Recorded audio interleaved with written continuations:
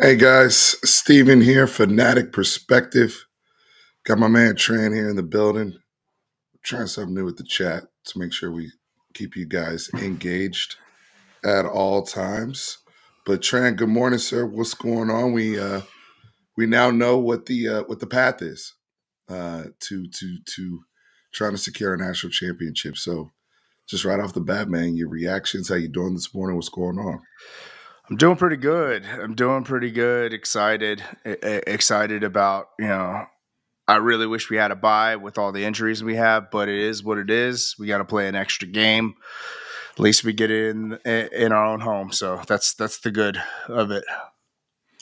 And I'll be sharing the bracket here in a little bit. I know there's a lot to discuss. Um, yeah, we got Westlake. Look, the rematch from that was what the 2021. I believe that was the 2021 Texas State Championship game with Michael Taft and Colton Vasek and Ethan Burke and Cade Klubnik and Quinn Ewers over at South Lake for the Dragons. So we get the rematch there. It's crazy because South Lake actually won yesterday. For those who don't know, they defeated Denton Geyer 56-45. Very eventful day in high school football as the two-time state champion DeSoto Eagles are eliminated via Longview. So now I think it's what Longview, Westlake, Duncanville, North Shore. I think those are the ones that are left in Carroll and somebody else that's in the mix. Oh, Austin Vandergriff. Vandergriff is still in there, and Summer Creek is still in there. So those in the 6A, if you want to talk high school football, I just rattled off all 6A teams, or all 8 teams that are still in the mix going into semifinals. We know there are 2 6A champions, Division 1 and Division 2, but there are those are the final 4 on each side. Yeah. So, Hey, breaking news! Prayers up to Jonathan Brooks. Apparently, he just had a non-contact injury. Same knee. So prayers up to him. no, that's not good. That's not good. Um. Anyway, yeah, prayers up to Jay Brooks, man. That just put a damper on things. I'm gonna get to what Ian Boyd said. I saw the tweets, and I'm going to. I see what he's seeing. I'm not as concerned, but I understand what he's saying. I think, again, as Texas fans, we got to understand matchups, right? And there's a reason he's saying it for football reasons. Yes, we're the better team. Yes, we're playing in Austin. Yes, we should win. I think the early spread is like 10.5 or something like that in favor of Texas. We're going to have the largest spread in the first round, even larger than Penn State over SMU. SMU is going to have to go play in the cold, even larger than Indiana, Notre Dame. So, but we can't get emotional, especially. Here's my thing. We are an offense. Let's be real with ourselves. We are an offense that has scored 1 touchdown in the last 6 quarters.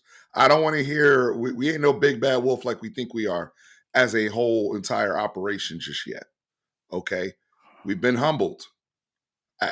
I'd like to think we've been humbled so that we can recalibrate on December 21st. But Ian saying that he's concerned about the matchup is for good reason. And if you're confused about that, then you haven't been paying attention to Clemson because they have a very good defensive line with led by Peter Woods. Okay, those guys are legit up front, and they have corners with length that can disrupt, just like the Georgia corners disrupted. All he's saying is there's commonalities that can disrupt the timing of our offense and give us problems in the run game. That's all he's saying. Do I think our defense is going to go ham on Cade and them? Yes. Do I think Andrew Makuba and those guys are going to be fired up in his revenge game? Yes. Do I think we'll ultimately figure out how to win the football game? Yes. And advance on to Arizona State. But what people have to realize, and I'm gonna pass it to Tran, this 12-team playoff, everybody's good. Now, I don't know if there's one team in this group, and this might be wild. I don't know if there's a great team in college football. I don't think Oregon's great. I think Oregon's been winning. I don't know if they're great. We'll see. I don't think Ohio State's great. I don't think we're great. I don't think Georgia's great. I think there's a bunch of good teams that match that a certain matchup can screw somebody else up. That's why you're seeing these varied outcomes. And that's why you're seeing teams like Boise State with a 3 seed, Arizona State with a 4 seed. Deserved. But I don't think there's any great which to me excites me as a Texas fan because it's like, yo, if we get our ish together, we could go and win this thing even as a 5. There's no juggernauts out here. Tran, what say you? So I agree with you. I don't think that there's any great teams out there. I think there's great units out there, if that makes sense. Like, for example, I think we are a great defense. I think Georgia is a great defense as well and very physical. I think Oregon can be scored on easily, but I think that they're very high powered.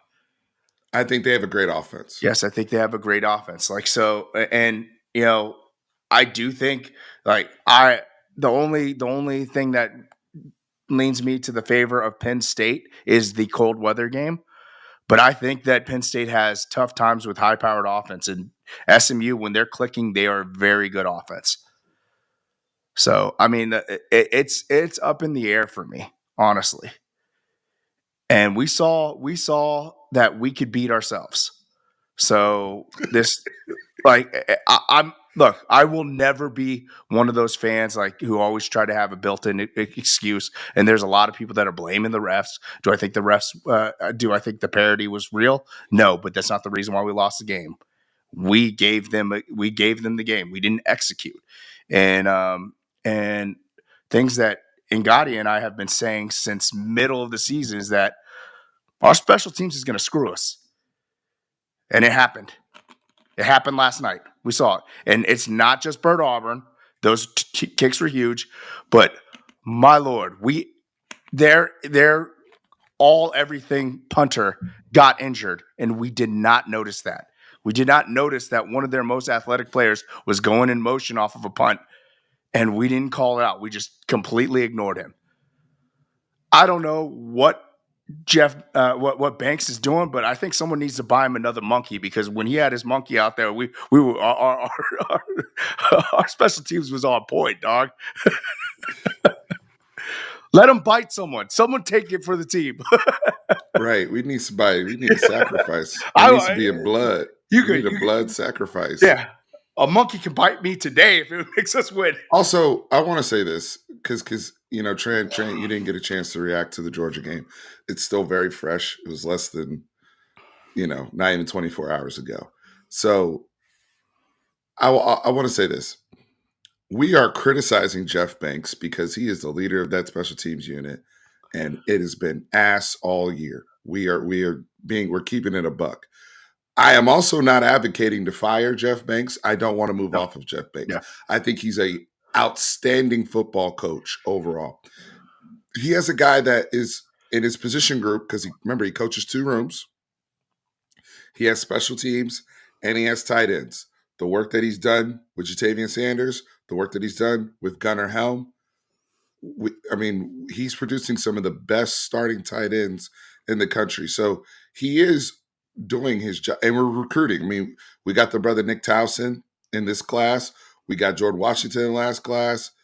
What we've done in the portal, trying to supplement that position. So overall, I'm not saying Jeff Banks needs to be fired. All I'm saying is we need to have a wake up call in that room. Now, here's the thing, and I said this last night. I'm going to reiterate this again, and this is also going to apply to Clemson and other teams. We all must identify the things right now. So our next game is what? What's the math? 13 days away. So 2 weeks. We have 2 weeks until we have to get ready for another home game. All right. What are the things that we can fix, okay? And what are the things that we have to hide because we can't fix it? Everybody's got some of those things. And if you coach before, you know what I'm talking about. There are certain things you're like, realistically, we can clean this up and we can be better. We can function better. We can have different personnel groupings. We can get more creative. Offensively, I'm looking at that as something you guys have to fix. Okay. Against Georgia, we can't have no 17 points, 24-point offense. It needs to be back to the roll out of bed 30-point Sark offense. And if that requires some people making sacrifices, i.e., Arch needs to run the red zone package, then so freaking be it. I don't care. Whatever it takes. If that requires Jared Gibson getting more carries and short yardage to move the chains, I don't care. If that requires you going back to the big offensive linemen and using the Malik Agbos of the world, I don't care. Fix it. Fix it now. You got exposed again. Enough's enough. If you need to have a package for Silas, but they cannot. They have to stop stalling with the. They are going up and down the field. They're moving the ball in between the 20s. That's not the problem. Okay, it's not like we're punting out of control either, right? We're talking about red zone issues. We're talking about missing field goals. We're talking about not scoring touchdowns. That's what we're talking about. These things to me, from Texas' standpoint, are fixable. What I do not believe is fixable is special teams. I think at this point you are what you are. Yeah. I think you have to try to hide it. How do you hide your kicker? By scoring touchdowns. Yep. How do you hide the punter? By not punting. Like, how do you hide the return game? By, you know what? Let's take the ball at the 25. I'm not even going to subject myself to negative field position here. Common sense things, okay? Now, I can't hide punt team. Punt team got to be better. All the coverage units. You can't hide your coverage units. But what we can do is put people out there that are going to be aware and aware of the checks, okay? But so y'all see what I'm saying? Clemson's going to have the same thing, okay? There's things like, for example, some of the issues in Clemson's explosives and passing game. They can't fix that at this point. They are what they are. They're going to hit their tight end. They're going to hit some of the young receivers, but those guys screw up a lot. And then Cade's going to give you one or two because he can be a gambler himself. They can't hide that. But there's other things that we can take. We have to be aware of those things at this point in the season. Hopefully that makes sense. But these matchups are going to be fun. These matchups are going to be fun. And I think if you're Texas in the 5 seed, I see a path for us to get. We got to go to Atlanta, 3 times potentially? Because the Peach Bowl and then the national championship game in Atlanta. So that'll be 3 times with the SEC championship game. So let's see it. Yes, Klubnik is from Austin Westlake. It will be homecoming for him. For those who are not familiar. Yeah, there's a lot of parallels between. I think we brought it up earlier in the stream, was that Ewers and him went head to head a couple times in high school with Klubnik winning. I think both times, right? They played twice. I know it could be twice. It might be once. I don't know. I just remember the one. It was the. I don't know. I think it was the state champion. It was a state championship game, but Taff had 2 picks in that game. Yep, 2021 state championship. I remember. I watched that game. The Dodgeball. Yep, it was the Dodgeball. Yeah. Good call, Tran. Here's the other thing, guys. And I was talking about this in a chat. William 03, great comment. He said, I hate being 0-2 against Georgia and still thinking Texas has the better team. Hook 'em. Dabo is going to have Klubnik dialed in for Austin. Let's effing go. So I'm going to address this back to front. Absolutely. Dabo's going to be dialed in because he knows and deep down they ain't supposed to be here. he knows that they had that bum ass loss to Louisville. They got They murked needed by luck. They needed luck to be here. They got murked by Georgia in the opener, and we call a lot of us called that South Carolina upset that was going to happen because of the physicality. A lot of the reasons why South Carolina won that game is a lot of the things that Texas can mimic with their defense as well, especially their front. So guys like Colin Simmons, guys like Barron Sorrell, guys like Trey Moore can mimic some of those things that really bothered and flustered the Clemson offense. They do a lot of goofiness. They'll put the ball on the carpet. Again, like I said, Klubnik will put the ball harm's way. One other person over here mentioned, is he mobile? Yes, he's mobile. Yes, he will look to run. Is he as mobile as Marcel Reed? No, he's not as fast, but he will run. He will run the ball. Plus, Clemson is known for their quarterback powers, their quarterback sweeps, which we already saw last week with Gunnar Stockton. If you notice, when he was in the game, Georgia ran what? Quarterback draw, quarterback sweep. That's how they got. That's how almost they got him killed. But they also won the game with it, basically. Oh man, McCool would turn that boy's lights off. But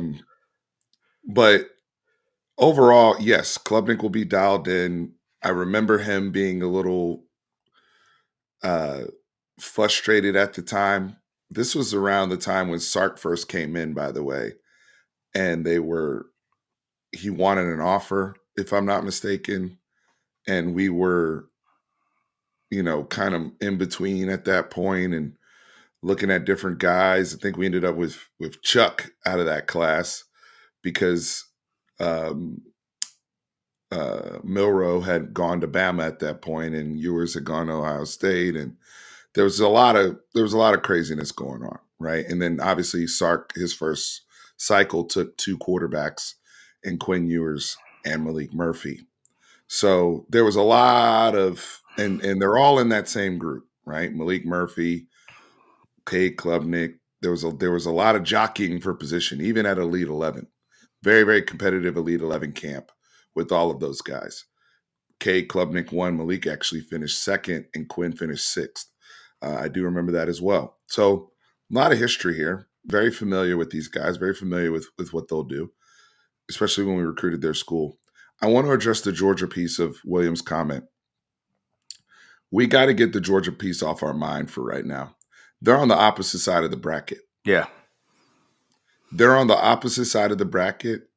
And quite frankly, a brother told me this in a group chat earlier today, and I agree with it. And it's not a cop-out. It just is what it is. Out of the other 11 teams, Georgia matches up with us the best, which means our worst matchup is Georgia. That's been proven at this point. We've played 8.5 quarters, essentially. And anyone who's saying that that we lost to a backup quarterback doesn't really understand football. We prepped for Beck, Carson Beck, the entire time. Look what we did to Carson Beck. It was 54 yards. I'm not talking about the injury. Look, I didn't want that to happen. We did not prep for a mobile quarterback because they pushed the. I think he threw two passes past 10 yards. One was a completion. One was a horrible interception that he shouldn't have thrown. Everything else was right could around. Have been a pick six. Yeah, if we blocked. But yes, regardless, that's a huge if. It didn't matter. It doesn't matter. It was once again us shooting ourselves in the foot. If we have time to prep for anyone, we're going to be fine. And this honestly, this loss may be a blessing in disguise for us because it may knock us back down to reality again because we went on a nice little run that we went on after the Georgia. We got better. We did. We got better. We should have won that game. Where did we get better? I just think our competitiveness. Honestly, the first game we played against Georgia, we were not competitive. We were not competitive until probably the third quarter, and then the fourth quarter we shat the bed again. the truth. I mean, yeah, did we execute? Or have we gotten better at execution? No, we haven't. On the offensive side of the ball. The only thing I think we are still not where I saw us earlier in the year is red zone execution. I think a lot has to do, honestly, with our injuries. Bond, you and I discussed this offline. Bond is a quick twitch guy. He's a route runner. Yes, he could do his crossers. He could do his one plant routes, but he is our Xavier Worthy. When we do a Z out or something like that for him, Mm-hmm. it's usually for him, and it has a lot to do with braking and a lot to do with changing directions. With his ankle being messed up, you could tell he cannot plant on it. That's a huge because Golden and Bond playing off of each other. That's the ideal scenario with Gunnar Helm being our go up and get it guy. Mm-hmm. It really does change the dynamic, especially of our red zone offense. Especially when you don't have the guaranteed running element like you want to. It really mucks stuff up. So Isaac said he thinks our offensive line took steps back. We just can't stop running when we get to the red zone. Stop putting it all on Quinn. The Bond production definitely hurts. And like you said, Tran, it's the planning, it's the stopping and starting. That's where, if you're just asking him to run straight, he can run. He can still run full speed. But when anybody that's battled ankle before, you know what we're talking about. It's not running straight. You can run straight. It's, bro, when you ask me to cut, It's or the stability of that ankle. Yeah. I'm a little lost on that offensive line thing of us taking a step back, because the only team that has hurt our offensive line is Georgia. Yes. Brother Jance, Jance Sports is in here, and look, Jance is one of my homeboys. I've done a disservice to him for not having him on this season. I love you, brother. I know you're sick that you didn't get in. You, Ty, you guys are awesome, man. They got it right, brother. Y'all didn't deserve to get in. Respectfully, the 3-score loss to OU when y'all were, I think, 3-score favorites in Norman. I had to go SMU over y'all, man. I know that Nick Saban was up there politicking about strength of schedule, but devastating loss. To me, the strength of schedule argument is a strong one until we start looking at when you were favored by 17, 20 points and you lost. That trumps you know what I'm saying? Like I mean, that's why I got mad with Dan Orlovsky this morning, because he was trying to say Ohio State should be ranked ahead of Texas. And I'm like, well, buddy, you're forgetting we have a common opponent. And he was saying this because he was like, well, the Texas offense doesn't look great, blah, blah, blah, which he's right. And he's like, and they lost to a backup quarterback in Georgia. And I'm like, whoa. They lost to a no quarterback in Michigan. Who's Michigan's quarterback? Yeah, exactly. Are you serious? Do you listen to yourself? At home, too. That's where he lost me. Yeah. So that's where he lost me. Fortunately, the committee has common sense and ranked it accordingly. But for what that mess he was trying to spew this morning on the selection show was nonsense. Now, Jance knows what's up. That's why, we all good, man. I just had to share my opinion there. But y'all that's motivation for the offseason, right? Yeah. Need to let me call in, Steve. Marlon, the door is open, man. Anytime. The committee said people don't determine their conference schedule on how good or bad teams are. Here's my thing, and Saban alluded to this, and I actually agree.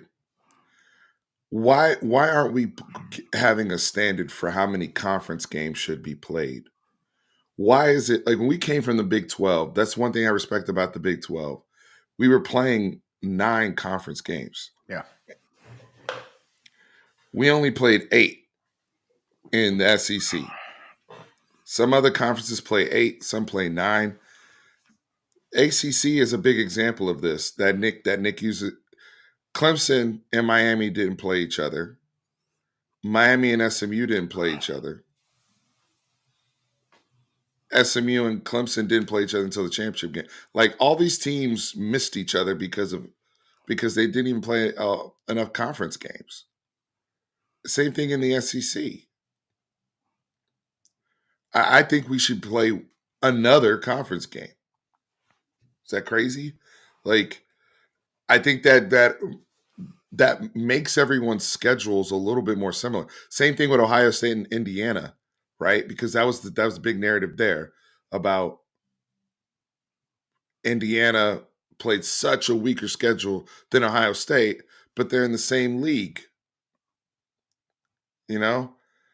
So I don't know how many conference games did they play in the Big Ten. I can go look that up. I see Chili. Chili, thank you for the super chat, brother. Chili said, "Y'all think this is an easy game like the other reporters?" No, it's not an easy. I don't think there's any easy playoff game. And respect to you, Chili, but I think this is a game we should win and we should handle our business. That's the way I look at it. On paper, I think we match up more than well enough, especially with depth against Clemson as well. I think we should handle our business. I truthfully think that we match up well with any team that's in the field. Doesn't mean that they're going to win. Absolutely not.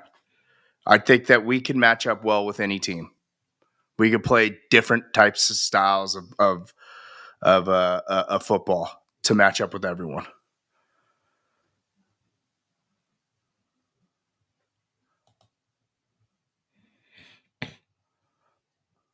Isaac, you want that Georgia rematch? If we rematch Georgia, it would be in the national championship game in Atlanta again.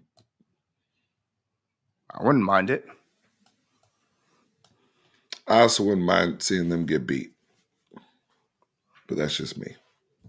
If the UC him basically tearing his ligament in his elbow is wrong. Yeah, it doesn't sound like he's coming back. It sounds like it's Gunnar Stockton time now. Yeah, and when teams especially have 2 weeks at a clip to prep for a player at this level, it's different. It's a little bit different.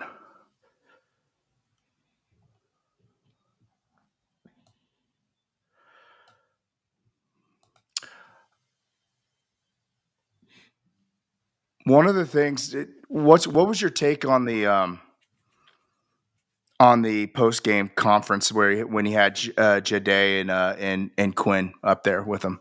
What did you take from their body language and everything? I didn't see it. I was sharing. What did they say? No. That looked like the first time I saw Quinn care about a loss. What do you mean by that? That's a big statement. Quinn has that, and he's been known as just having the laissez-faire attitude about things, and just he looked like he had just got done crying in his locker room, in his locker right beforehand. Yeah, his eyes were all red, bloodshot. His head was down. It looked like See, Josh Hornsby said the same thing. Yeah, it to me, I hope that that's a good sign, because I think he knows that the time is up. I mean, he has hopefully 4 games left in his college career, and he can cement himself, go from the villain to the hero for us.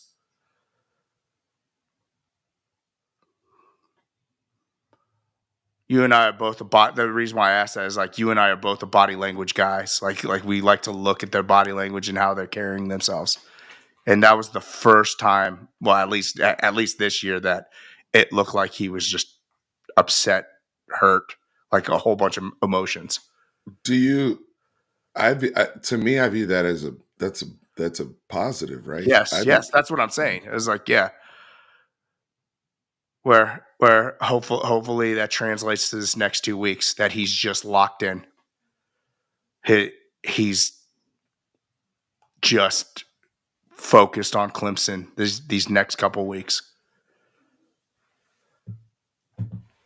so. Let me see here.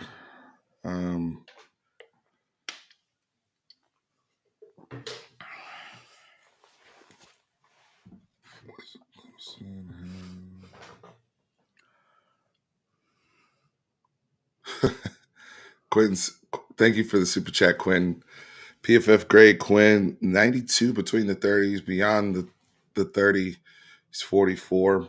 Again, that's why I said earlier, do we start to have conversations about packages and utilizing Arch a little bit more in those scenarios? Again, I'm not over here. I think Quinn played very good football yesterday. Agreed. I really do. He I he also was not think the reason why he lost. but I also see what Marlon and Quentin are talking about in the red zone. Yeah. It's a struggle for him. I didn't like his ball placement on some of the fade throws. I didn't like, there's the tight window stuff. Just, when he's in rhythm and we're hitting RPO and he just seems like he's dealing. He throws the ball as well as anybody. But yeah, the red zone area, and we've talked about this with Quinn for years, and it's a little frustrating because I honestly thought early in the season, those Michigan games, and really before his oblique injury, that he was throwing the ball well into the red zone. I mean, think about how a lot of the Matthew Golden touchdowns, guys, the rollout, those are high level throws. Those were tight window throws. Some of the throws he made, I think the touchdown he had, I think the Colorado State game, a particular ball he threw that I remember into the red zone or into the end zone, the no look touchdown he threw to Golden in the end zone. Like, there's proof of him making those throws that y'all are asking for. The problem is that was September. And now we're back to where we were year one, year two, where we're just a little off. And we don't have another pitch or another play to go to really guarantee that we manufacture stuff other than Arch and his legs. So, we've got to take a look at that. Cam Williams has about 12, I think he has 13 penalties now.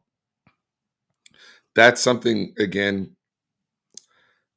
you just have to deal with it. I don't think you can just clean that up. I mean, Cam's a good player, don't get me wrong, with tons of upside, and I actually thought, for better parts of the season, he's been one of our best players.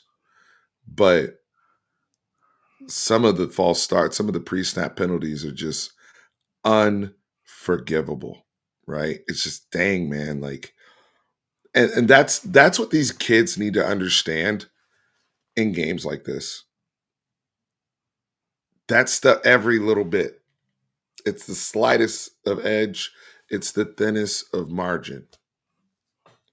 And again, I'm not saying this Clemson game is going to be like that. That may be me sounding arrogant. You probably will have a little bit of margin to screw up and make some mistakes and still get away and win and cover. Maybe. No, get that mindset out. Don't put that energy out there. No, let's start with cleaning things up these next 2 weeks. Stop it. No, let's don't. I know it's just hard for people to get out of their habits at this point. No, 100%. I mean, and you're not going to fix it over 2 weeks, but get that energy out of here. Okay, I won't bring it up anymore. I'm sorry.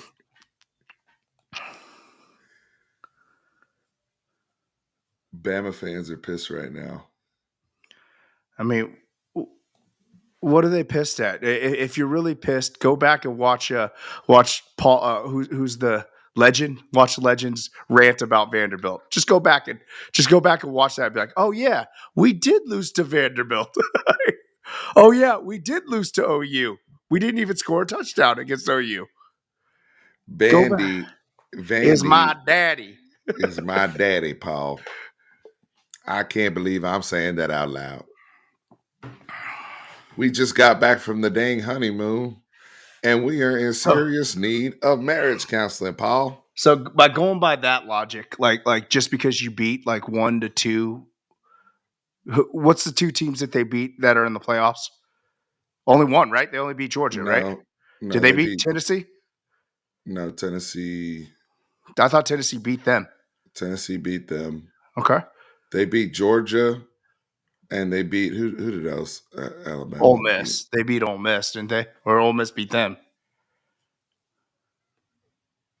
Well, I think they may have just beaten one playoff team. But going by that logic, Northern Illinois should be in there, right? Is that true? Hey, they did beat They beat Notre Dame. I'm sorry, like 3 losses. There's context to everything, but you have to look at the 3 losses. 2 of those losses were by a 500 team. One of them was by you getting the crap kicked out of you. Yeah, they beat South Carolina, and but those are teams that are not in the field. You know. Yeah.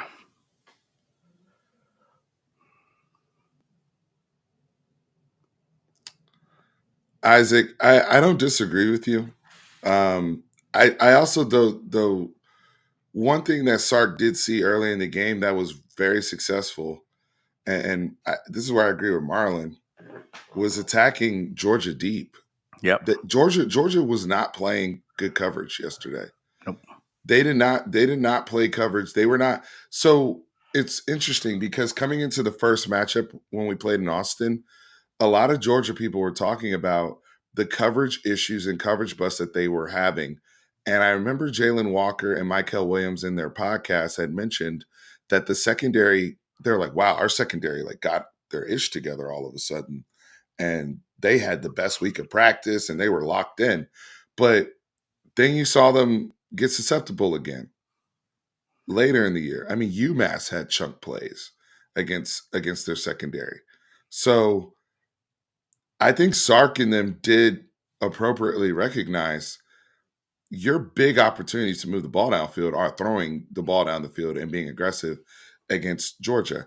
Where I come in and say Sark, I think you maybe were off program, is he still had this undying need to have all of his horizontal stuff in. Get the wide zone stuff out of there. Get the screen game stuff out of there. They're all over that. And you don't have you're not showing me a counter. Anything slow developing, it's just not going to work against Georgia because they read their keys better than anybody. Like Jalen Walker, when we ran that screen, the Sark screen back, and I think Jaden Blue was the one that caught it, and he just wrapped them up. He could like those. That's good film work. They know they know those plays. But what's harder for them to defend was our receivers running out into space and just threatening the defense, right? Like just getting vertical, threatening the linebackers, threatening the safeties. And that's when it was like, wow, like that's where we're moving the ball, right? That's where we're getting chunk plays. So you're saying that 4 fake handoffs isn't going to work against Georgia?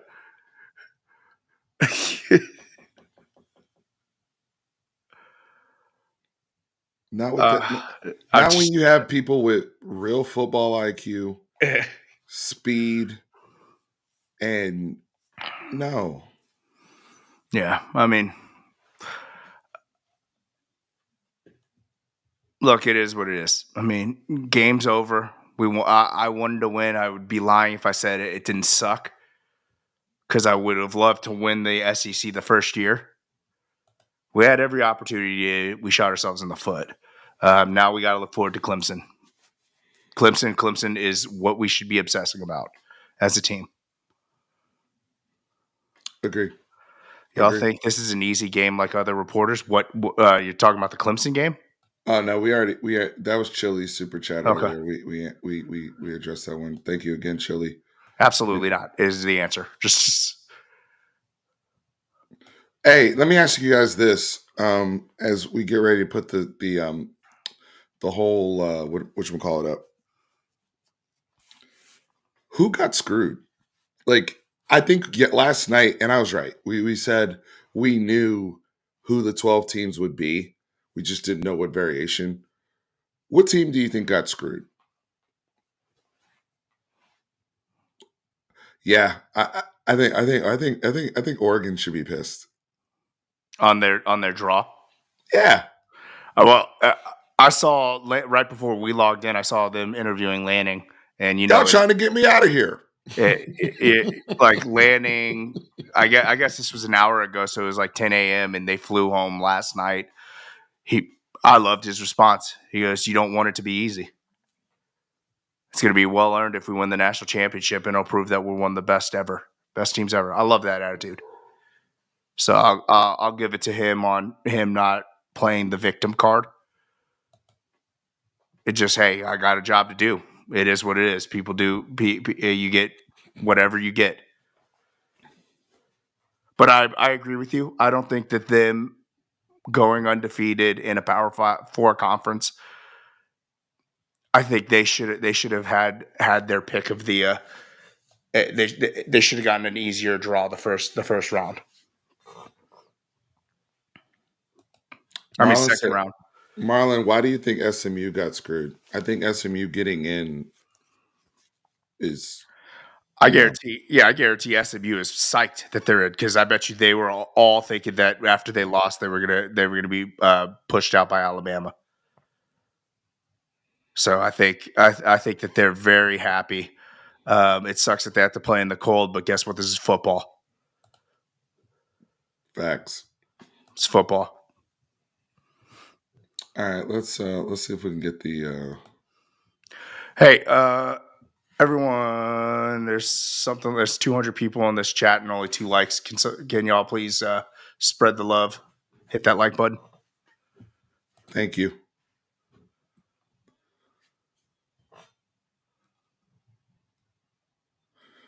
All right, let's look at this. So, are we doing picks for the first round right now? No, not doing picks per se. I'm just analyzing this, because Georgia, starting with them, they're going to be in New Orleans. Boise's going to be in Arizona. Arizona State's going to have to go east to Georgia, and then Oregon's going to be in the Rose Bowl. So if I'm looking at, we can start on Oregon side. I mean, that initial matchup, whether they get Tennessee or Ohio State, that's a handful. It's a tough matchup. It's a tough matchup. Did Tennessee hold on? Did Tennessee deserve a home game? They don't have a home game. Did they? I know. I'm saying. Did they deserve? I thought you were asking. No, I'm asking. Did they deserve one? Should no. they? No, I don't think either of them deserved a home game. They both should be playing in Nebraska or something like that. Send them out to West Coast. It's like so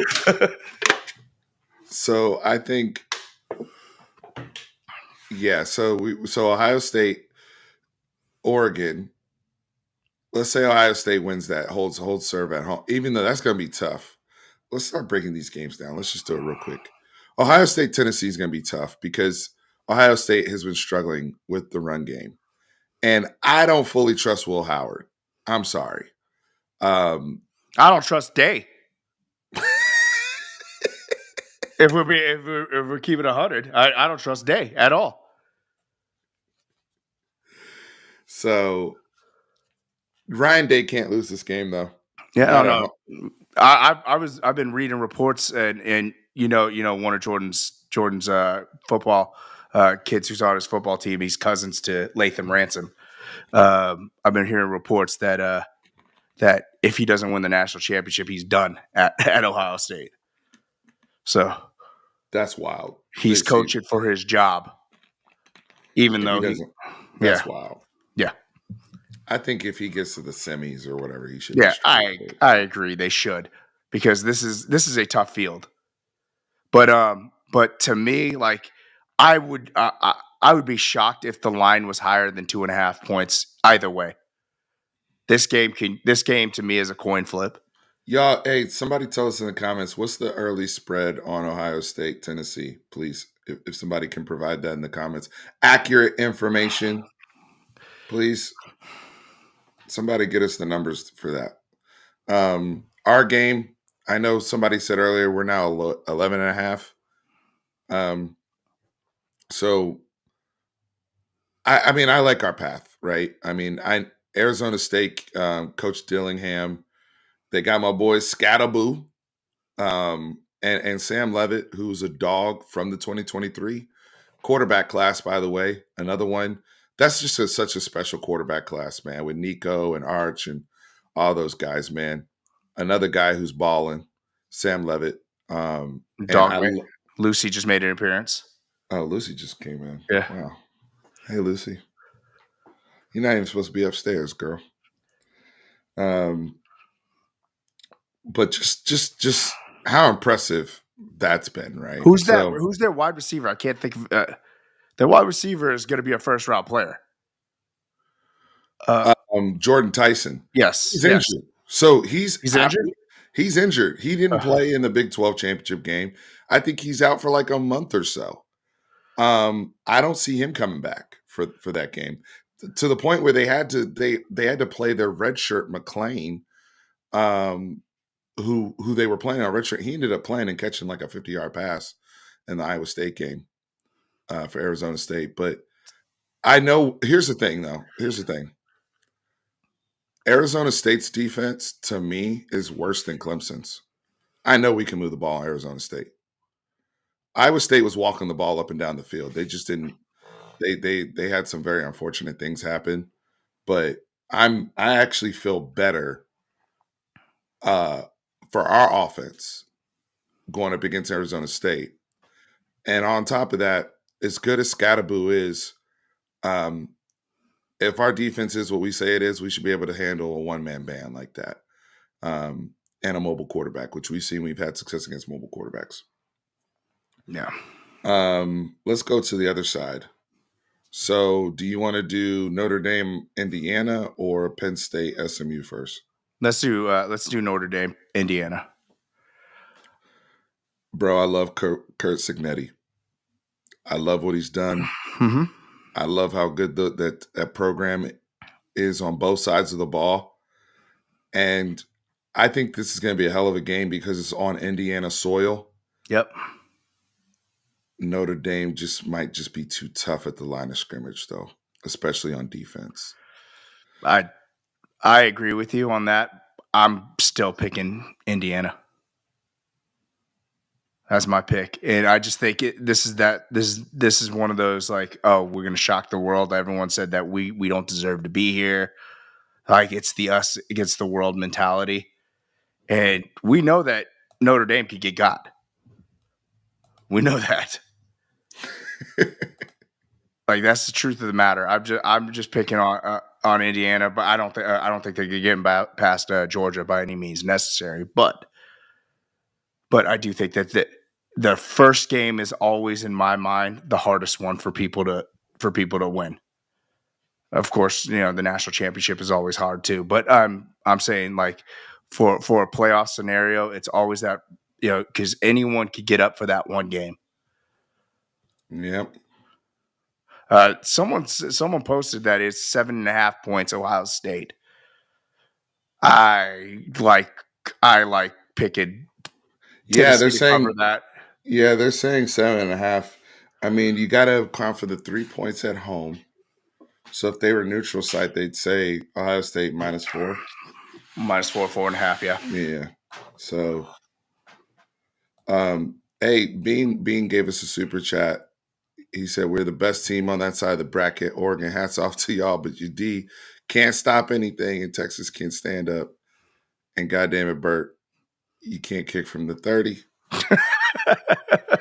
Shout out to Bean. Maybe. Brother, hey. And this is just me being me. It's like, because kickers are all psychological. Look what's happening to Tucker right now. Sad. He nailed two pretty pressured field goals at the end of the game. Hopefully, that will get him to turn his act around. That's it's just good point. Good point. It's a hope of mine, and like you see those go in during high pressure situations. Yeah, your mind can do crazy things for you. Confidence can do crazy things for you. Good point. Texas -10.5 right now on DK Sportsbook. So that line's getting some movement already. If Texas gets the natty, it means 3 trips to Atlanta for Texas. Well, we want 3 trips to Atlanta. It's like, yeah, at this point we want. Yeah, we want 3 to, like. My wife said, "Merry Christmas." Appreciate you guys. Y'all do mean a lot to me. That sounds to me like you're laundering money right there. Not sure. Yep. Just keep the money in the house. It's got to be clean. Football reasons, Tran.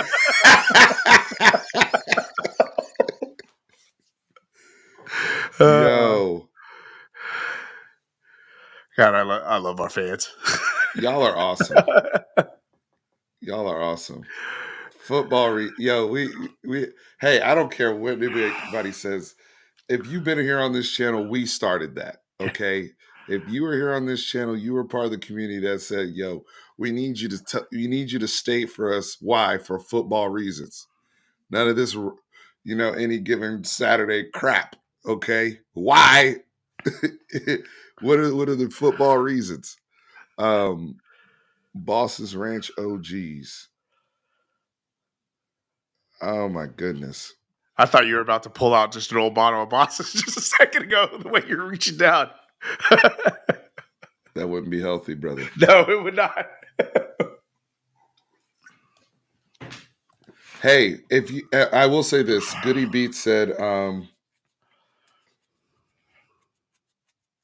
what he said, I've never watched an SMU game. I just watch highlights on YouTube. I'm gonna remove the bracket for a second. I just watched the highlights on YouTube, and SMU's running back Brashard Smith, by the way, Brashard Smith from South Florida, which I was gonna say on the Bleacher Report show the other day, but somebody cut me off because I was talking about Kelvontae Dixon and them and how proud I am them brothers are balling over there at SMU.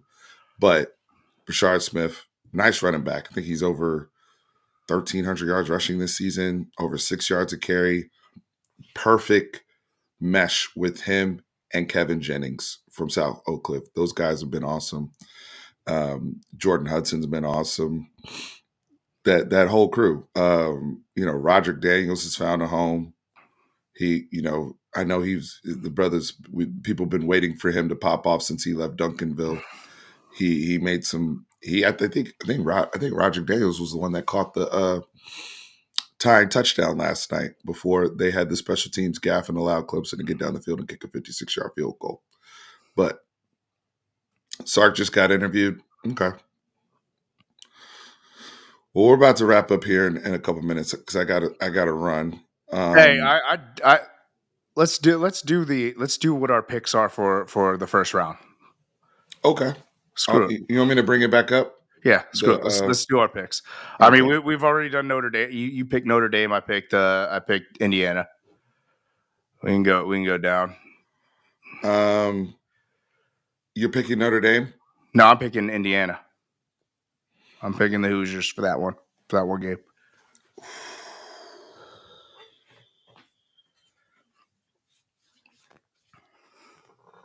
I'm going with the Irish. I'm going with the Irish. I just think that one thing I haven't liked with Indiana is how they looked at the line of scrimmage against Ohio State and Michigan. They beat Michigan, but I don't. I felt like Michigan kind of pushed them around a little bit, and I think Notre Dame can do the same thing. But I'm with you in terms of the pressure of that game, Trent. What about SMU and Penn State? I think it's going to be a close game, but I think just because it's a home game is Penn State. Honestly, and with it being cold, I think that people are going to be shocked on how competitive SMU is with Penn State. And Penn State's they claim that their defense is phenomenal, but I saw that so many open areas in their defense where I think that SMU has the dogs to actually capitalize on some of those opportunities. I got Penn State for it. Yeah, I got Penn State as well.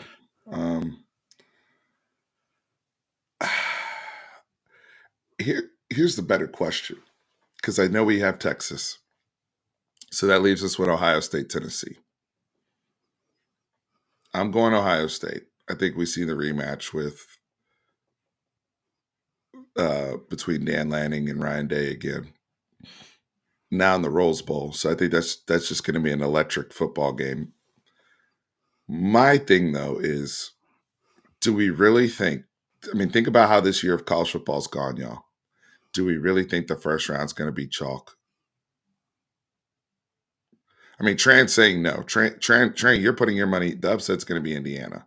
So to Trent's credit, but I'm one of these teams is going to get upset.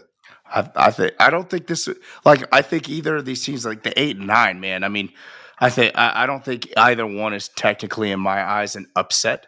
Whoever wins that one, it's just because it's a road game, though. Yeah, like it's.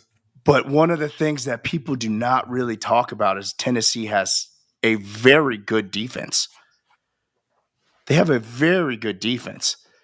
And defense travels, and obviously Ohio State has tough time with tough, hard-nosed defenses. Ohio State, yeah, the offensive line has been really banged up. They've had a lot of guys switching. I remember they moved the other kid over to left tackle, had never played left tackle before. During the Penn State game, Penn State wasn't really fully able to take advantage of it, but it has given them fits later in the season. And Tennessee's defensive line is very, very good. Very good and athletic. So I think I'm actually leaning more towards Tennessee for this game. Okay. And Sampson, they got to stop Dylan Sampson.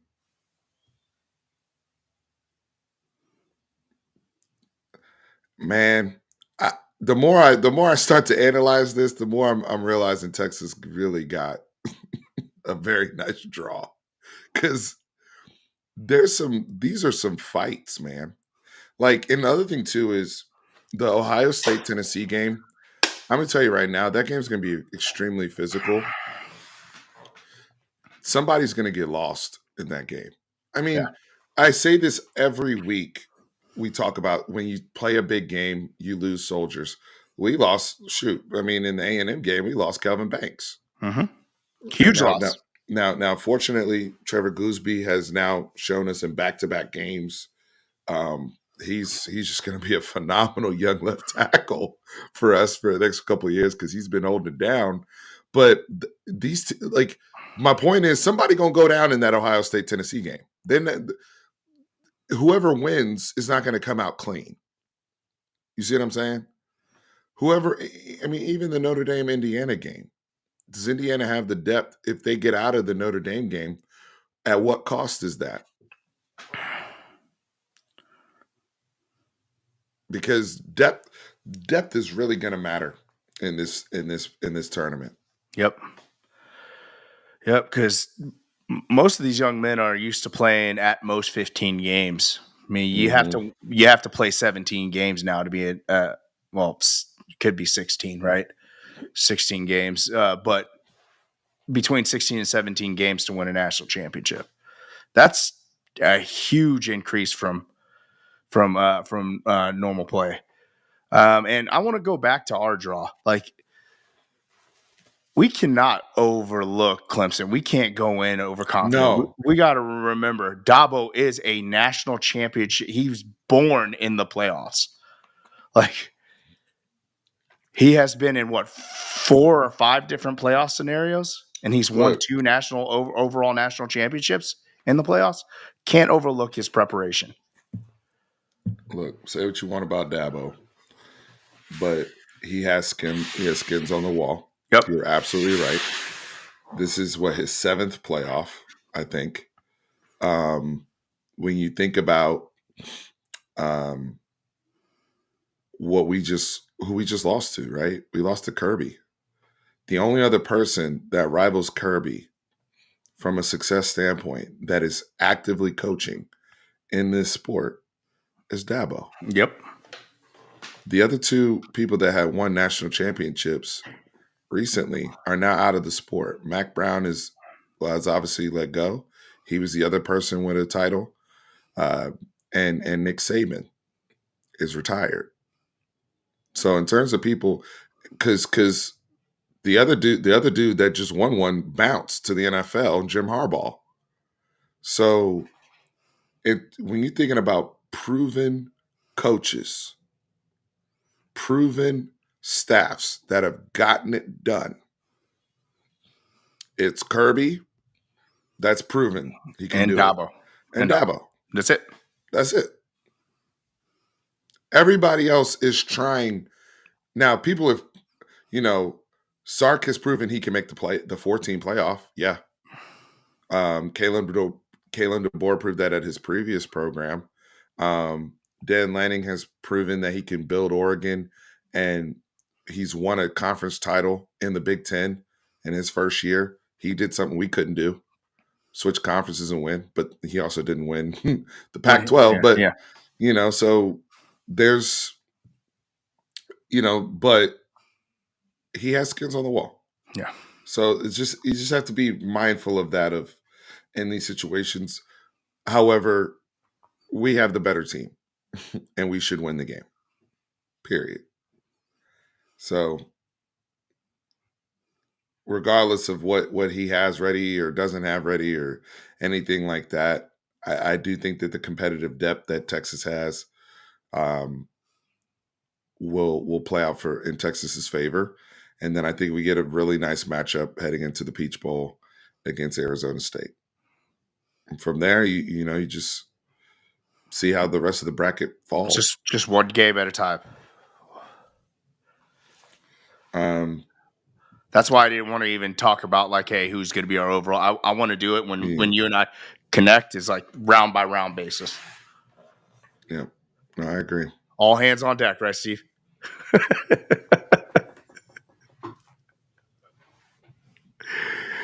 Y'all hit that like button, subscribe, please. Help us grow this. We appreciate it so very much. 2 years in a row. This is really cool. So last year we were here reacting to the 14 playoff, right? When it was Michigan, Bama, us, and Washington. And now this year being back again, right? Because guess what? It's 12 teams. But I don't see Michigan here. I don't see Bama here. And I don't see Washington here. That tells you something, right?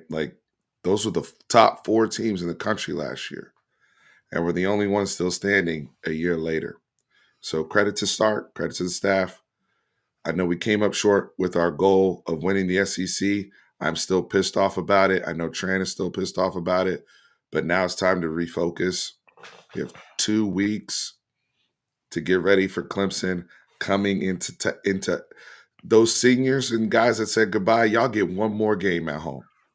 You get and taking advantage of that, right? Taking advantage of your fans behind you. One more game in front of Bevo. One more game, at the crib to establish, to make the things feel different, to get back on track offensively. You know what I'm saying? To say, you know what? that issue we've had of, going several quarters without scoring a touchdown, we squashing that today. We coming out, we putting up 21 in the first quarter. I'd love to see that type of energy. So, Trey, parting thoughts? No, I mean, you took the words right out of my mouth. I'm upset, but at the same time, I know we gave the game away. Hats off to them. They won the game. They deserve to be in that spot. But ultimate goal is to win a national championship every single year. Like, it would have been nice to have that, but your mind has to now shift. Mine has to now shift. One and done now. Let's go. All right, y'all. Appreciate you. Remember, horns always up. Hook 'em.